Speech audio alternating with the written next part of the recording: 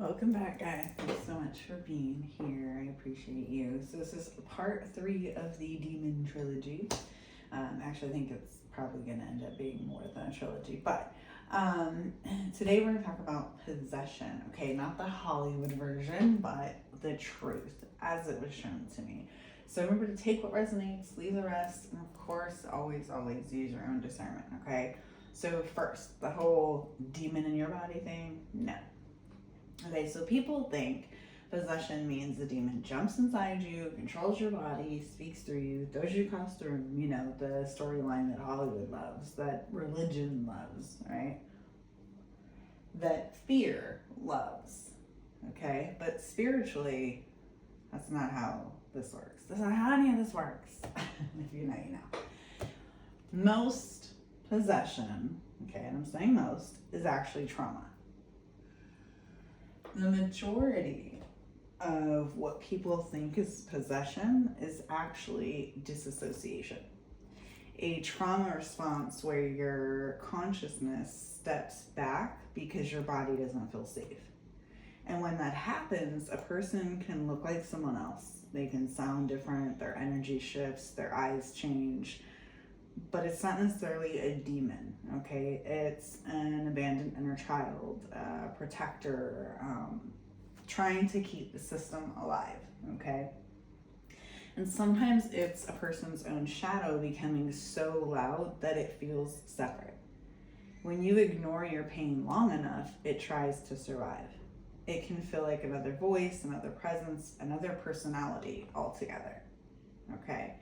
And people might demonize that, label it a demon, but really that's you, unintegrated, unheard, overwhelmed, okay?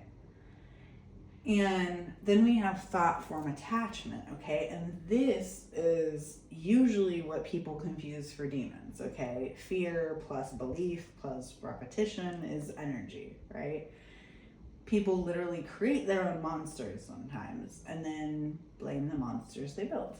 So that's thought form attachment, okay, not possession. And like I said, external influence does exist, but it's not a takeover, so to speak, okay? So spirits or distorted energies can influence us, but they can't override your sovereignty. They can definitely amplify fear that you already have. They can poke at your unhealed wounds. They can drain your energy, especially if you're in chaos, mirror your own shadows, but they can't take your body, remove your soul, override your free will. That's just not how energetic law works, okay? So if something looks like it's taking over a person, they more than likely already left their body, okay? And let me be really clear, and I should have said trigger warning from the beginning, okay? Because this is one of those videos, but you know how we do. When someone disassociates deeply, okay, their consciousness steps back. That's a survival mechanism, a nervous system response, okay? So from the outside, that can look like possession. Blank eyes, a different voice, posture, sudden changes or shifts in behavior, okay? And people might call that a demon. But the truth is nobody's taking over their body. They left it to survive, okay? And I'm not going to go deeper into that here because that kind of deserves its own video. So I think that's going to be part 4, okay? So don't miss that. And then we'll break down why trauma is a real possession people don't talk about, okay? But Hollywood lied to us, okay? Religion exaggerated it, and people completely misunderstand it because it's much easier to say a demon made me do it than it is to say I need healing. And that's just the truth, okay? The real danger isn't demons, it's unhealed humans. Spirits aren't out here manipulating and gaslighting and lying and cheating and abusing, okay? As I've said in the other videos, those are humans. So most of what people fear spiritually is actually trauma, psychology, unintegrated shadow, distortions, projections, conditioning, okay? And people blame demons because they don't want to face themselves. And just for the record, a sovereign person cannot be possessed, okay? If you're grounded, self-aware, emotionally regulated, connected. Nothing external can overpower you. Your energy repels anything that doesn't match your frequency. Okay, now some of you, your field would cook a low level being alive. All right.